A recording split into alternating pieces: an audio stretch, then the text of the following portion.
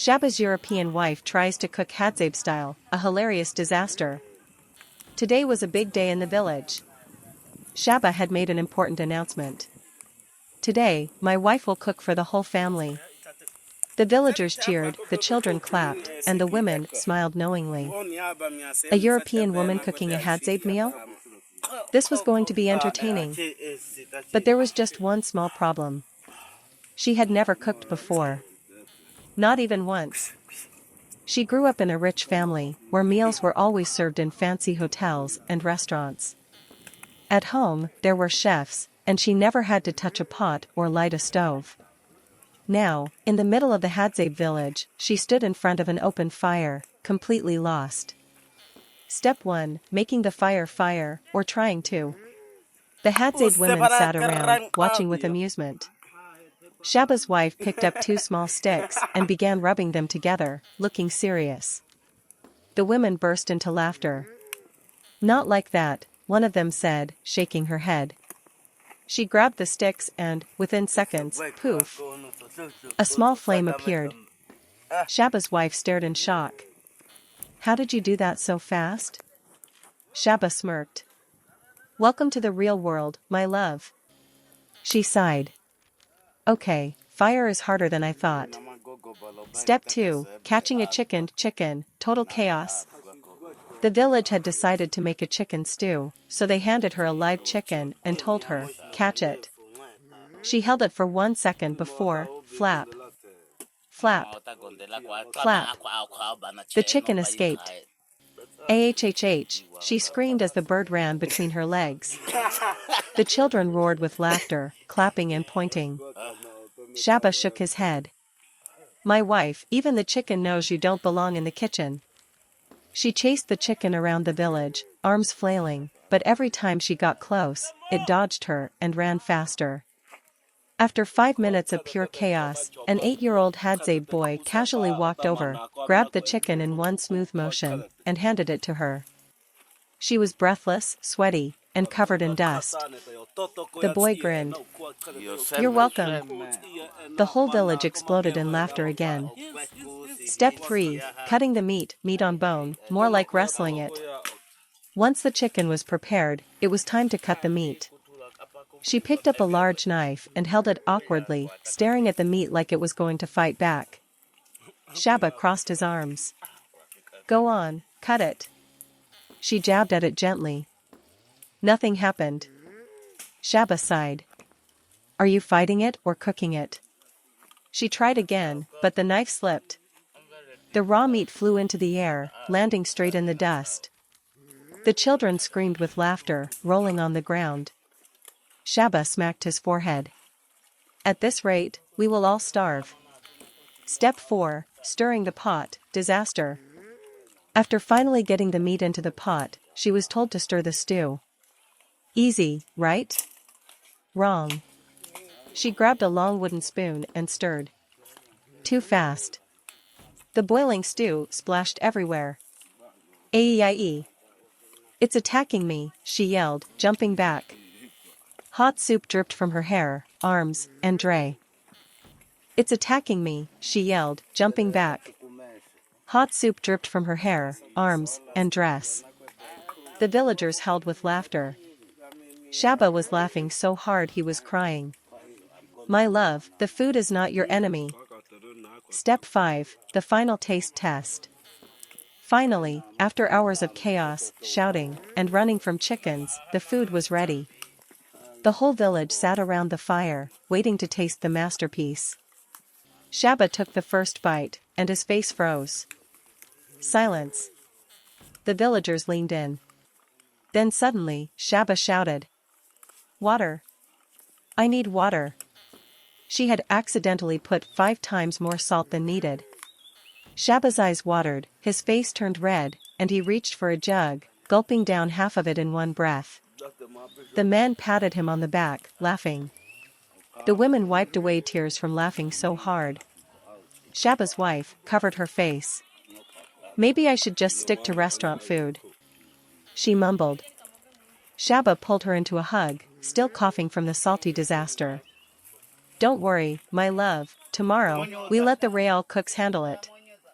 And just like that, the village had one of its funniest nights ever. Shabba's wife's second day in the village, redemption or more chaos? Rolling on the floor laughing fire. After the hilarious cooking disaster of the previous night, the whole village woke up still laughing about Shabba's wife and her battle with fire, chicken, and salty stew. Shabba stretched his arms in the morning sun and turned to his wife, who was still hiding under the blankets. My love, time to wake up. The village is waiting, he said cheerfully. She groaned. I don't want to see anyone, they will all laugh at me again. Shabba chuckled. Oh, they will. But today, you get a second chance. Come, let's make you a true Hadzabe woman. She peeked out. No cooking today? Shabba grinned. No cooking, but something even better. She sighed in relief, until she realized she had just agreed without knowing what it was. That was her first mistake. Lesson 1, gathering wild honey pot, or running for her life? Shabba led her into the bush, where the Hadzabe men were already preparing to harvest wild honey. This is easy, Shabba said. Just climb the tree, take the honeycomb, and don't let the bees catch you. She froze. Wait. Bees? No one said anything about bees. Before she could run, one of the men had already climbed up the tree, using only his hands and feet. He reached into a hole in the tree, pulled out a huge honeycomb dripping with golden honey, and tossed it down. She stared in amazement. Wow, that's incredible. Bees. Suddenly, the bees swarmed out, and they were not happy. Shabba's wife screamed. Run! She took off sprinting through the bushes, waving her hands wildly. The Hadzabe men? They didn't run. They just stood and laughed.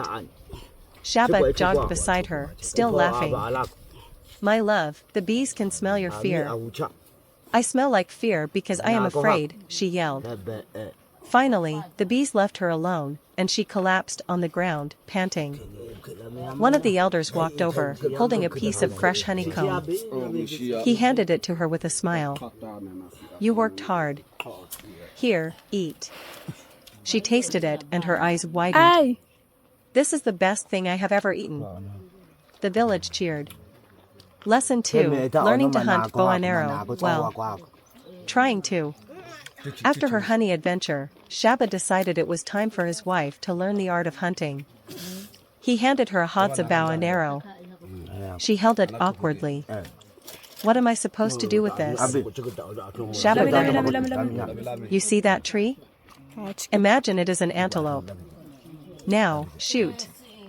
She pulled back the string, aimed carefully, and let go. The arrow flew straight up into the air, and landed behind her. The whole village exploded in laughter. My love, the food is supposed to go that way, not back to us. Shabba teased. She tried again. This time, the arrow actually went forward, but it landed far from the target. The young Hadzabe boys, who had been watching, picked up their own bows and hit the target perfectly. She sighed. Okay, maybe hunting is not my thing. Shabba smirked. Don't worry, my love. At least you scared the tray. Lesson 3, carrying water like a Hadzabe woman, sweat droplets, or spilling it everywhere. Just when she thought she could rest, the village women called her over. Come, we carry water from the river. She followed them, carrying a small bucket, thinking it would be easy. When they reached the river, the Hadzabe women filled huge gourds and balanced them on their heads with no hands. She was amazed. That looks so elegant. She tried to copy them. She placed the gourd on her head, stood up straight, and took one step. Splash. Sweat droplets. Water poured all over her face. The women laughed so hard they had to sit down. Shabba walked by and raised an eyebrow. Are you taking a bath or carrying water? She glared at him. I hate you right now.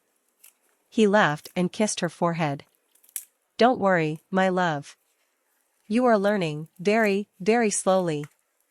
The end of the day, a new beginning? That evening, as the sun set over the village, she sat next to Shabba by the fire. You know what, she said.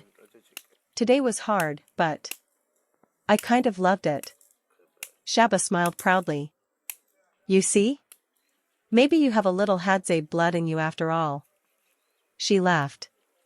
Not yet, but maybe one day. The whole village cheered and clapped, welcoming her into their world. Tomorrow? Who knows what adventure would come next?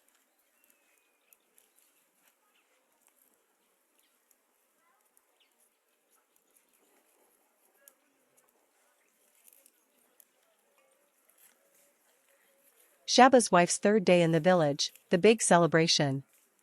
After 2 days of chaos, laughter, and struggle, the village had decided, tonight, they would hold a grand celebration.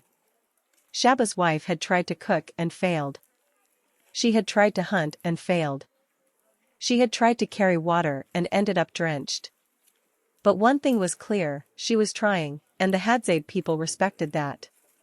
Tonight, she would experience true Hadzabe culture in its fullest form, music, dance, and storytelling. Morning, learning to make beaded jewelry.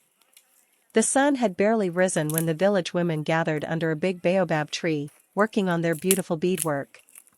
Shabba's wife walked over, curious. What are you making? She asked. One of the women held up a necklace covered in colorful beads. For the celebration tonight. You must wear Hadzabe jewelry. They handed her a small string and a bowl of tiny, colorful beads. She thought, this looks easy. But within 2 minutes. Beep. Beep. Beep. If there had been an alarm for disaster, it would be ringing. The beads had spilled all over her lap. Some had rolled into the dirt. And one was stuck in her hair. The women burst into laughter, shaking their heads. Shabba's wife, even beads run away from you, one of them teased. She sighed, laughing at herself. Okay, maybe I need a little help. By the time the sun was high, she had finally made a small bracelet, a little messy, but still beautiful. Shabba walked by, saw her work, and grinned. My love, this is your first success in the village. Should we celebrate? She smacked his arm playfully. Shut up, Shabba. Afternoon, learning to dance Hadzabe style. The village was already preparing for the big celebration. Women were cooking, children were running around excitedly, and the men were preparing the drums. Shabba's wife watched as a group of Hadzabe women started dancing. Their movements were graceful, their feet stomping in rhythm to the drum beats. Shabba nudged her. Go dance with them. She hesitated. I don't know how. That didn't stop you from trying to cook, and we all saw how that ended. She glared at him, but he just laughed and pulled her into the dance circle. The drums boomed. The women clapped and sang. And Shabba's wife? She had no idea what she was doing. At first, she moved stiffly, awkwardly, trying to copy the steps. The Hadzabe women watched her and tried not to laugh. Then, in a moment of pure comedy, she took a big step forward and tripped over her own feet. She went flying into Shabba, knocking him over. Boom! Both of them fell into the dust. The whole village howled with laughter. Even Shabba couldn't stop laughing as he helped her up. My love. I don't think Africa is ready for your dance moves. She giggled. At least I tried. The women smiled and clapped, encouraging her to keep going. And as the drums played on, she found her own rhythm, moving with the music.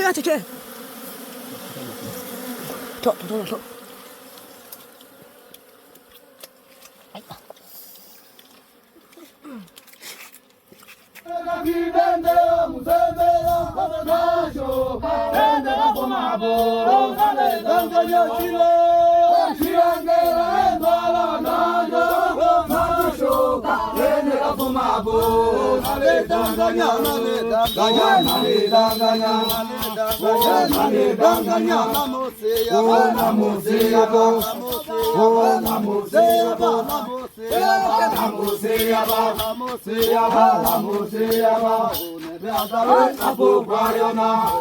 Muito